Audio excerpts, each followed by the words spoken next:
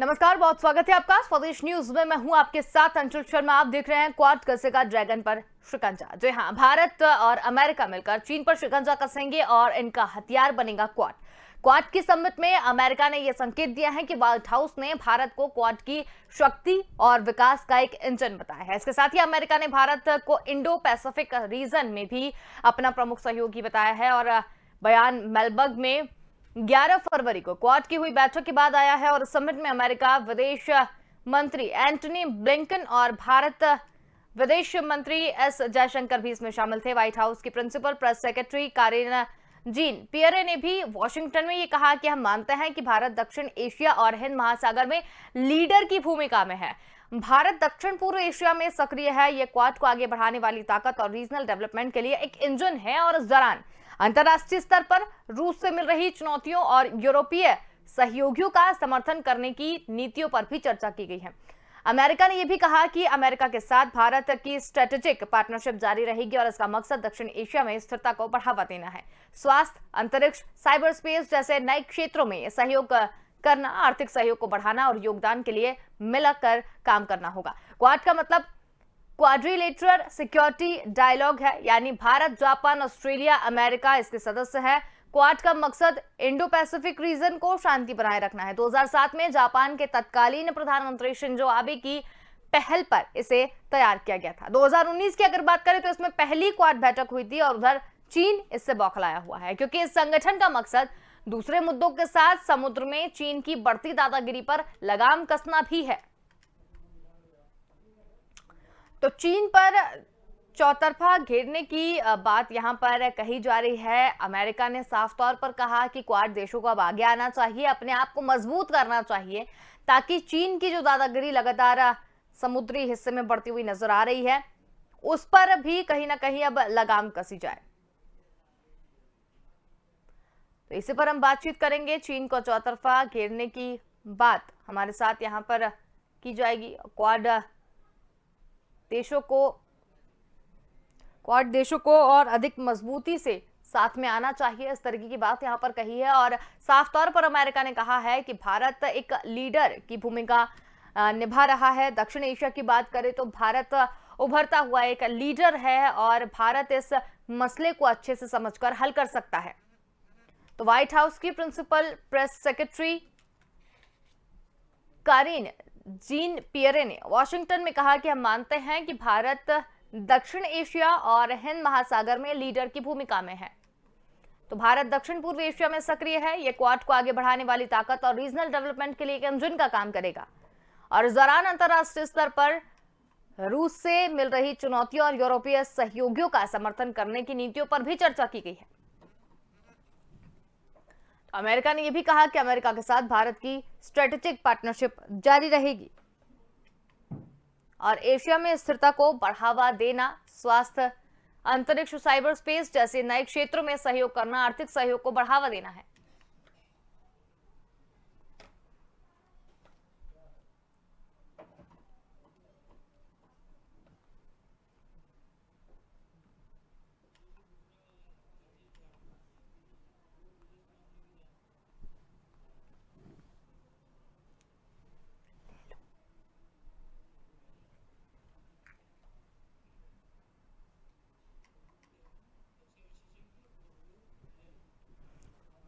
तो इसी मसले को आगे बढ़ाते हैं। हमारे साथ दो मेहमान यहाँ पर जुड़ गए हैं, जिसमें हमारे साथ रक्षा विशेषज्ञ अमरदीप त्यागी जुड़े हुए हैं और हमारे साथ विदेश मामलों के जानकार राजेश भारती जी जुड़े हुए हैं। आप दोनों का ही बहुत स्वागत है। अमरदीप सर, सबसे पहले सवाल आपसे कि अमेरिका ने कहीं ना कहीं भारत की एक तरीके से प्रशंसा भी यहाँ पर की है और चीन जिस तरीके से दादागिरी उसकी बढ़ती जा रही है उस पर शिकंजा कसने के लिए क्वाड देशों को और मजबूत करने की यहाँ पर बात कही है कि अपनी अपनी स्थितियों को मजबूत करें और उसके बाद चीन पर हमला बोले। तो क्या चीन इससे बौखलाया हुआ है? फ्रॉम वेरी बिगनिंग ये जब क्वाड का जो you can say Quad organization बनाया गया 2007 में, तब चाइना की इच्छा थी to be partner in this, but Quad का जो निर्माण हुआ या क्वाड का जो संगठन बना बेसिकली चाइना को मद्देनजर रख के ही बनाया गया था। जिस तरह चीन की जो एक्सपेंसिव जो पॉलिसी है कि वो अपने आसपास के जितने भी देश हैं सबके साथ एक्सपेंशन करना चाहता है। उसके अलावा समुद्र में दादागिरी, अमेरिका को चुनौती और जिस तरह का अलायंस जो चीन का चल रहा है, तो उसको देखते हुए एक ऐसे संगठन की आवश्यकता है और रही शुरू से ही कि चाइना को किसी तरह भी काउंटर किया जाए। यूएनओ के थ्रू चाइना को काउंटर नहीं किया जा सकता। और जब ये क्वाड जो Bharat, Japan, Australia and US का जो अलायंस बना, तो चाइना ने शोर मचाया कि दिस इज एशियन नाटो, यानी कि वो काइंड ऑफ की एशिया में एक नाटो टाइप यानी कि अमेरिकन ऑर्गेनाइजेशन जो है वो बन रहा है। बट चाइना को कंट्रोल करने के लिए इस तरह की एक ऑर्गेनाइजेशन की आवश्यकता है। उसके अलावा खाली इन 4 देशों से काम नहीं चलेगा, उसके अलावा और जितने भी साउथ ईस्ट एशिया के जितने भी छोटे छोटे देश हैं उनको भी साथ में जोड़ने की आवश्यकता है। हालांकि जो पिछली मीटिंग में न्यूजीलैंड, साउथ कोरिया, वियतनाम जैसे एज ए रिप्रेजेंटेटिव, अभी इनको मेंबर नहीं बनाया गया, but they were present in this last meeting. तो कहने का तात्पर्य है कि पहले जिस तरह ये जो डिजास्टर मैनेजमेंट को लेके इसका उद्देश्य था, लेकिन अब now it is turning towards like strategic alliance, where is जिस तरह साउथ चाइना सी में चाइना की गतिविधि बढ़ रही है और जिस तरह वो इकोनॉमिकली भी बहुत स्ट्रॉन्ग होता जा रहा है, तो बाकी सब देशों का एक ये हक बनता है कि उसको किसी तरह कंट्रोल किया जाए, वरना चाइना जो है पूरे विश्व को जो है खतरा बनता जा रहा है। मतलब he is become kind of villain country in this particular region, not only because of Covid but because of its activity in surrounding areas. किसी भी देश के साथ उसके कॉर्डियल रिलेशन नहीं है, जो भी नेबर कंट्रीज हैं, सबको परेशानी, सबको दादागिरी। तो उसको कंट्रोल करने के लिए एक ऐसे संगठन की आवश्यकता है कि चीन पे उस तरह का प्रेशर बनाया जाए कि इस तरह की एक्टिविटी ना करे। बिल्कुल, अमरदीप सर हमारे साथ राजेश भारती जी भी जुड़े हुए हैं। राजेश जी, आपका क्या कहना है इस बात पर? कि जो मीडिया है वो एजेंडा सेट कर रही है, या वेस्ट के कंट्रीज एजेंडा सेट करते हैं और सारी दुनिया उस दिशा में चल निकलती है। सेकेंड वर्ल्ड वॉर के बाद हम जानते हैं कि स्टालिन के नेतृत्व में रूस एक विश्व शक्ति, यूएसएसआर के रूप में united states of Soviet Russia एक विश्व शक्ति आई। उसको निपटने के लिए उन्होंने north Atlantic treaty organisation NATO बनाया, और वो नाटो तब तक प्रभावशाली ढंग से काम करता रहा जब तक कि रूस जो है एक मजबूत राष्ट्र के रूप में कमजोर नहीं हो गया, और वो डिजॉल्व होके जो है 15 से अधिक देशों में बट गया। रशिया अब भी अलग बात है कि एक मजबूत देश बना हुआ है, लेकिन उसके जो अन्य साथी थे वो अलग हो गए, जो कभी यूएसएसआर का हिस्सा थे। आज वर्ल्ड इकोनॉमी में अमेरिका वर्ल्ड लीडर रहना चाहता है। अमेरिकन इकोनॉमी अप्रोक्स 22 ट्रिलियन की इकोनॉमी है और चाइना की इकोनॉमी 15 ट्रिलियन की इकोनॉमी है। तो अमेरिका की इकोनॉमी के आसपास चाइना पहुंच रहा है। अगले कुछ वर्षों में अनुमान है कि वो अमेरिकन इकोनॉमी के साइज को क्रॉस कर देगा। तो यदि अमेरिका को वर्ल्ड लीडर रहना है तो वो अब तभी संभव है जब चीन को आर्थिक रूप से कमजोर किया जाए। तो आज अमेरिका की मजबूरी है कि वो चीन को घेरे, और अमेरिका अगले 10-20 वर्षों के लिए ये क्वाड ऑर्गेनाइजेशन में भारत उस तरह इस्तेमाल नहीं हो जिस तरह हम पाकिस्तान कभी अमेरिका के लिए इस्तेमाल हुआ। और आज पाकिस्तान कहाँ है? आज अमेरिका उसके साथ नहीं खड़ा है। अमेरिका ने अपनी अंतर्राष्ट्रीय जरूरतों के लिए दुनिया के जिन भी देशों का साथ दिया है वो उनके साथ अस्थायी रूप से नहीं रहेगा, और पहले भी नहीं रहा है, आगे भी नहीं रहेगा। तो हमें क्वाड ऑर्गेनाइजेशन में ऑस्ट्रेलिया, जापान, अमेरिका, हम जानते हैं कि जापान के साथ चाइना का सीधा टकराव है, ऑस्ट्रेलिया के साथ और हमारा भी है, और अमेरिका का सीधा चाइना के साथ टकराव नहीं, लेकिन उसे विश्व शक्ति बने रहना है। वर्ल्ड जो है वो वर्ल्ड को मल्टीपोलर वर्ल्ड नहीं देना चाहता, वो यूनिपोलर वर्ल्ड रहने देना चाहता है। तो यूनिपोलर वर्ल्ड अमेरिका तभी संभव है अमेरिका की लीडरशिप में जबकि चाइना एक विश्व शक्ति नहीं रहे। हमारा चाइना के साथ सीमा विवाद है, अरुणाचल में, अन्य रीजन में, जब लद्दाख रीजन में। तो यदि हम चीन क्वाड में अमेरिका के हाथों यदि खेलते हैं तो भारत अपनी अंतर्राष्ट्रीय राजनीति में कमजोर पड़ जाएगा, क्योंकि चीन के विरुद्ध हमारा तनाव यदि पाकिस्तान की तरह और ज्यादा बढ़ जाए तो आप सोचिए कि दो फ्रंट पे, एक पाकिस्तान का फ्रंट तो ऑलरेडी हमारे लिए समस्या है। तो भारत अपनी अंतर्राष्ट्रीय राजनीति को समझे, अंतर्राष्ट्रीय जरूरतों का ध्यान, क्वाड का इस्तेमाल भारत कर सके, हमें इस तरह देखने की जरूरत है। क्वाड हमारा इस्तेमाल नहीं कर सके, क्वाड से मतलब कि अंततः क्वाड का लीडर अमेरिका किसी संगठन में होगा तो उस संगठन का लीडर अमेरिका होगा, क्योंकि ऑस्ट्रेलिया भी अमेरिका का सहयोगी देश है और जापान तो में हम जानते हैं कि उसकी सुरक्षा तो अमेरिका के जिम्मे है। बिल्कुल। तो जापान, अमेरिका और ऑस्ट्रेलिया ये तीन एक ही देश मान लीजिए वैचारिक रूप से। भारत की हमने डायरेक्टिव प्रिंसिपल स्टेट पॉलिसी में क्लियर कट आर्टिकल 51 में अपनी विदेश नीति को स्पष्ट किया हुआ है कि भारत की फॉरेन पॉलिसी में जो भी हमारा अंतर्राष्ट्रीय विवाद है, डिस्प्यूट्स है, प्रॉब्लम्स हैं, कॉन्फ्लिक्ट हैं, उनका समाधान हम बातचीत और समझौते से करेंगे। क्वाड हमारे लिए इस्तेमाल हो तो इस संगठन का हम स्वागत करते हैं, लेकिन यदि क्वाड में भारत इस्तेमाल हो जाए तो ये भारत की डिप्लोमेसी के लिए हार होगा। हमें इस तरह से इसको देखने की जरूरत है। बिल्कुल। अमरदीप सर, भारत को लेकर तो सारी चीजें क्लियर हैं कि भारत को लेकर किस तरीके से चीन के लिए परेशान है, लेकिन अगर ऑस्ट्रेलिया की बात करें तो ऑस्ट्रेलिया, जापान, ये सब भी चीन की किसी ना किसी चालबाजी से परेशान है, तो उनके लिए चाइना किस तरीके से परेशानी खड़ी कर रहा है? देखिए, चीन को तो सीधे चीन जो है जापान को तो सीधे सीधे धमकी देता है। जापान की सिक्योरिटी की जिम्मेदारी अमेरिका की है, और यदि चीन जापान को धमकी दे रहा है तो सीधे सीधे अमेरिका को चैलेंज कर रहा है। ऑस्ट्रेलिया के साथ उसके ऑलरेडी डिस्प्यूट हो रखे हैं, बाकी साउथ ईस्ट एशियन कंट्रीज के साथ भी वो अपना परेशान रहता है, कुछ ना कुछ डिस्प्यूट करते रखता है। वही बात भारत के साथ खाली सीमा विवाद ही नहीं है। इनफैक्ट चाइना की बढ़ती हुई इकोनॉमी जो है वो चाइना को वो पावर दे रही है जिससे वो भारत को तंग करेगा। तो भारत का एक दायित्व बन जाता है चाइना को किसी भी तरह कंटेन करना। अब रही बात कि हम क्वाड का इस्तेमाल करते हैं या क्वाड हमारा इस्तेमाल करता है, तो मैं यहाँ पे ये कहना चाहूंगा कि we should not have kind of doubt कि हम अमेरिका के द्वारा या क्वाड के द्वारा हम यूज किए जाएंगे।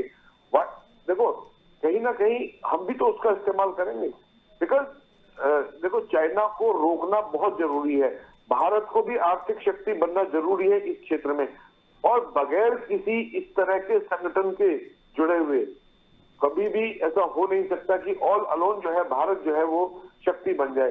रही बात चीन और पाकिस्तान के ज्वाइंट ऑपरेशन करने की भारत के खिलाफ, तो ये तो दोनों का संगठन बहुत पुराना है। Since very beginning China is supporting Pakistan, Pakistan जो है चाइना के फेवर में बात करता है। Even in 71 there was a doubt कि चाइना जो है वो हमारे ऊपर अटैक कर सकता है। इवन इन 65 में नहीं कर सका तो 67 में चाइना ने हमारे साथ किया। तो कहने का तात्पर्य है चाइना हमारा शुरू से ही जो है विरोधी रहा है हर तरह से। भारत को इकोनॉमिकली बढ़ने नहीं देना चाहता।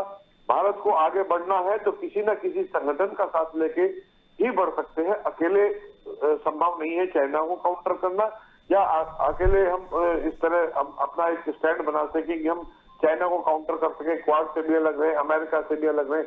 यस, ऑफ कोर्स, मतलब एक दूसरे की जो जैसे जरूरतें हैं, चाहे वो क्वाड की जरूरतें हो, ऑस्ट्रेलिया की जरूरत हो, अमेरिका की जरूरत हो, एक दूसरे की जब तक जरूरतें पूरी नहीं करेंगे एक संगठन बन ही नहीं सकता है।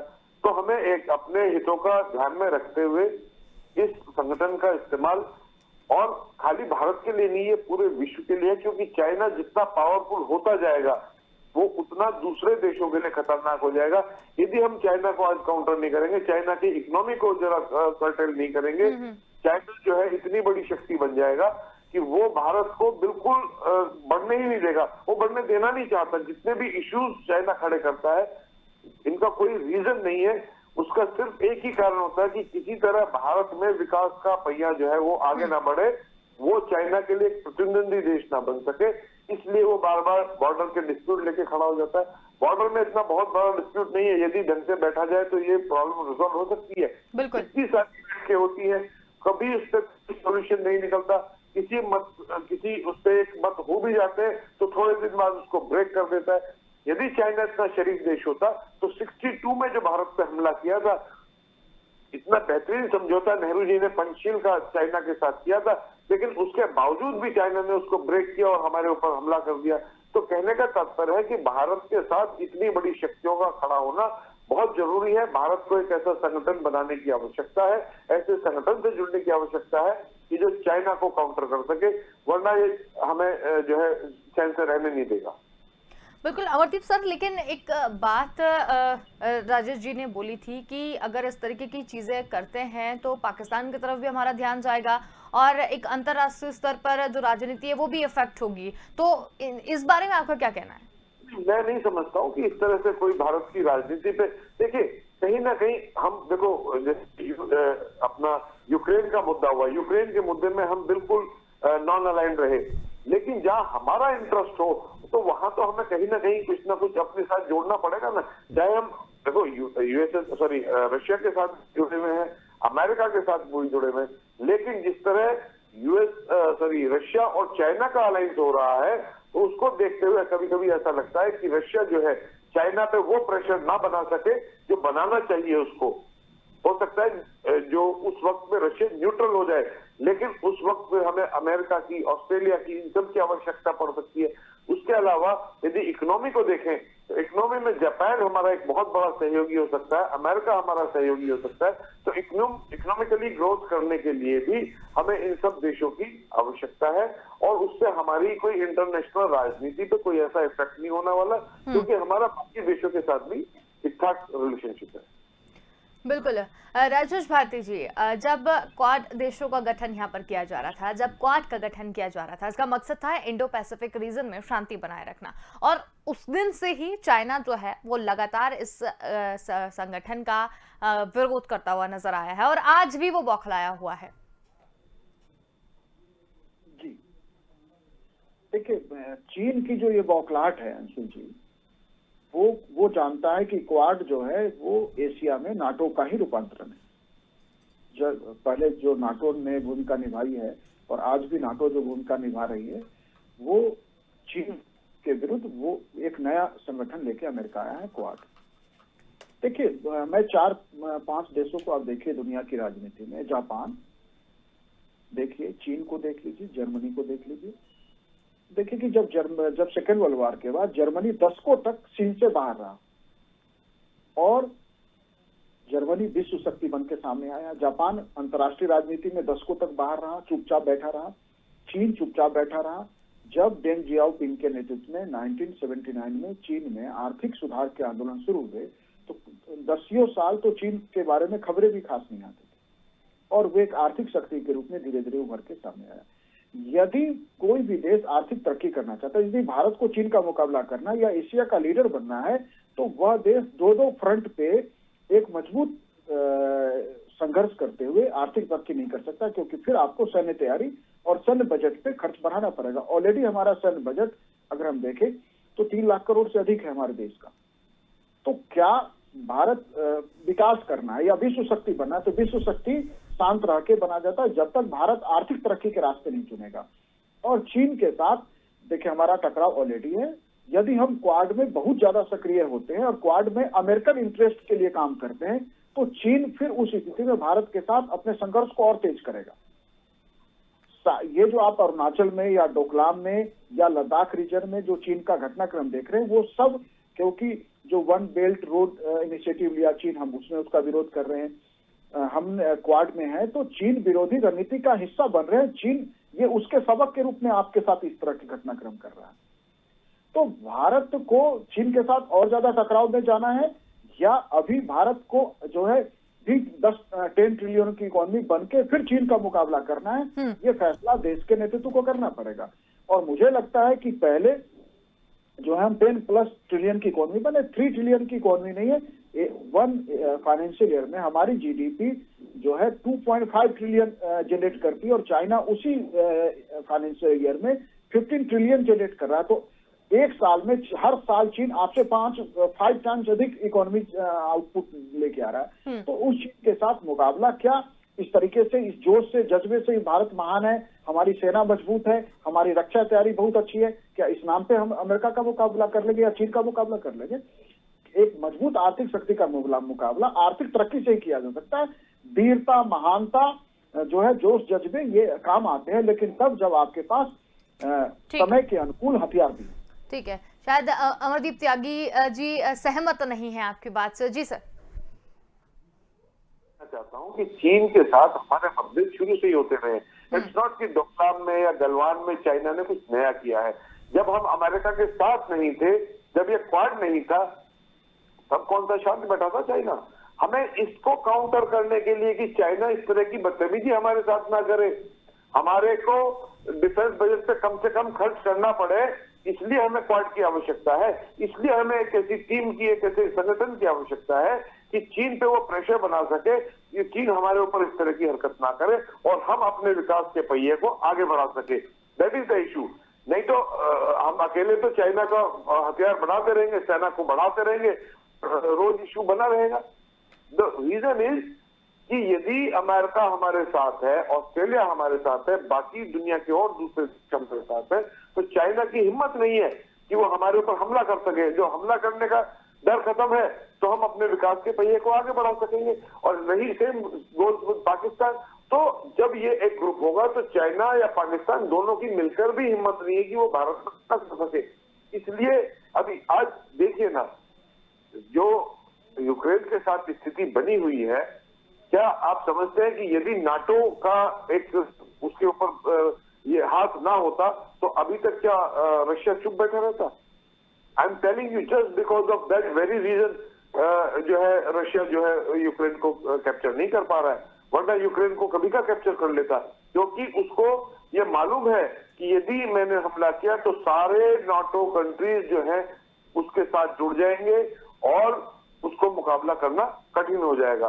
तो सेम गोज विद इंडिया, यदि चाइना से हमें सेफ रहना है, हमें कुछ ना कुछ इस तरह का संगठन को जोड़ना पड़ेगा और अपने विकास के पहिए को आगे बढ़ाना पड़ेगा। बिल्कुल राजेश जी, अगर बात की जाए चाइना की और क्वाड पर नियंत्रण करने की यहाँ पर जो बात की जा रही है, अगर क्वाड देश सारे मिलकर अगर कर रहे हैं और एक तरीके से देखा जाए तो अमेरिका भी कहीं ना कहीं भारत की तारीफ यहाँ पर कर रहा है, वो कह रहा है कि लीडरशिप अच्छी है और भारत इसका अगर आगे आता है तो इन पर और भी चीजें की जा सकती हैं। देखिए, अमेरिका का ये कहना कि इंडो पैसिफिक रीजन में भारत लीडर हो सकता है, एशिया का आर्थिक लीडर हो सकता है, ये हम जानते हैं कि जो लोकतांत्रिक प्रक्रिया है, जो डेमोक्रेटिक सिस्टम है, ठीक है, अमेरिका में प्रेसिडेंशियल सिस्टम, हमारे यहाँ पार्लियामेंट्री सिस्टम है, तो ये एक ऐसा चीज है जहां भारत और अमेरिका जुड़ते हैं आपस में डेमोक्रेटिक सिस्टम में। दूसरा, भारत एक टॉलरेंट कंट्री है। भारत जो है सिविलाइजेशन, एक बड़ी पुरानी सिविलाइजेशन का देश है। चाइना भी ओल्ड सिविलाइजेशन, लेकिन चाइना दुनिया से जिस तरह चीजों को हाइड रखता है, मेरा सिर्फ ये कहना है कि क्वाड का इस्तेमाल भारत जापान के साथ, देखिए कि 2006 में जब अमेरिका के साथ न्यूक्लियर डील हुआ 1, 2, 3, तो आज तक भी हम जापान से क्रिटिकल न्यूक्लियर टेक्नोलॉजी नहीं ले सके हैं। हमारे प्रधानमंत्री कितनी बार जापान किया था चुके। तो यदि आपको क्वाड का इस्तेमाल करना है तो जिन कारणों से हमने 1, 2, 3 न्यूक्लियर डील किया था कि हम क्रिटिकल न्यूक्लियर टेक्नोलॉजी लेंगे, तो जो दुनिया की 2 बड़ी कंपनीज है, जिस कंपनी तो अमेरिकन है, जनरल इलेक्ट्रिक, और एक और कंपनी का मैं भी नाम रिकॉल नहीं कर पा रहा हूं, तो ये दोनों कंपनी जो है, कंपनी अमेरिकन है, लेकिन आज उसमें मेजोरिटी जो फाइनेंशियल कंट्रोल है या शेयर होल्डिंग है वो जापान के पास है। तो जापान के परमिशन के बिना आप क्रिटिकल न्यूक्लियर टेक्नोलॉजी नहीं ले सकते हैं। तो जापान आज तक जो है सहमति नहीं दिया और हमें आज तक अमेरिका क्रिटिकल न्यूक्लियर टेक्नोलॉजी नहीं दे पाया है। चलिए, तो हमें क्वाड का इस्तेमाल इस रूप में कर रहे हैं। और दूसरा, मैं एक बात जो कर्नल साहब कह रहे थे कि यूक्रेन के इशू पे और ये बात हमारे कर्नल साहब नहीं शायद भूल रहे हैं कि 1971 में जब हमने पाकिस्तान के 2 टुकड़े किए, तब पाकिस्तान अमेरिका की गोद में खेलता था। यदि कोई पीछे कितना भी मजबूत देश आपके साथ है, आपकी रक्षा नहीं हो सकती। अगर इस तरह रक्षा होती तो पाकिस्तान के 2 टुकड़े भारत नहीं कर पाता। बिल्कुल। चलिए, समय की भी कमी है और सर आपसे चलते चलते इनका जवाब भी आप दे दें संक्षिप्त में, और एक अंतिम टिप्पणी आपसे जानना चाहेंगे। देखिए, ऐसा है, उस वक्त अमेरिका यदि पाकिस्तान के साथ था तो रशिया भारत के साथ था, और बहुत सारे रीजंस हैं कि वो पाकिस्तान के टुकड़े क्यों हुए। खाली यही कारण नहीं है कि अमेरिका उसके साथ था। दूसरे, मैं सिर्फ यही कहूंगा कि यदि इस क्षेत्र में हम शांति बनाए रखना चाहते हैं तो एक ऐसे संगठन का, एक ऐसी पावर का होना बहुत जरूरी है जो चाइना को कंट्रोल कर सके। बिल्कुल। बाकी अदरवाइज चाइना किसी भी कीमत पे कंट्रोल होने वाला नहीं है। बिल्कुल, बहुत ही अच्छी जानकारी आप दोनों ने यहाँ पर भी समय निकालकर आप हमारे साथ जुड़े और इस पूरी चर्चा में शामिल हुए, इसके लिए बहुत धन्यवाद। तो हम यहाँ पर बात कर रहे थे क्वाड कसेगा ड्रैगन पर शिकंजा। जी हाँ, अब क्वाड यानी quadrilateral security dialogue, Bharat, Japan, Australia और अमेरिका इसके सदस्य हैं और क्वाड का मकसद इंडो पैसिफिक रीजन में शांति बनाए रखना है। और चीन की बढ़ती दखल अंदाजी को देखते हुए अब अमेरिका ने भारत पर भरोसा जताया है कि वो लीडरशिप के जरिए ड्रैगन पर शिकंजा कसे, क्योंकि अगर समुद्री जगह की बात करें तो जिस तरीके से घुसपैठ लगातार बढ़ती जा रही है उससे सिर्फ भारत ही नहीं, ऑस्ट्रेलिया, जापान भी कहीं ना कहीं परेशान होते हुए नजर आ रहे हैं और उन सभी ने कहा है कि अब क्वाड को और मजबूत हो जाना चाहिए। फिलहाल के लिए इतना ही, देखते रहिए स्वदेश न्यूज, क्योंकि सबसे पहले देश।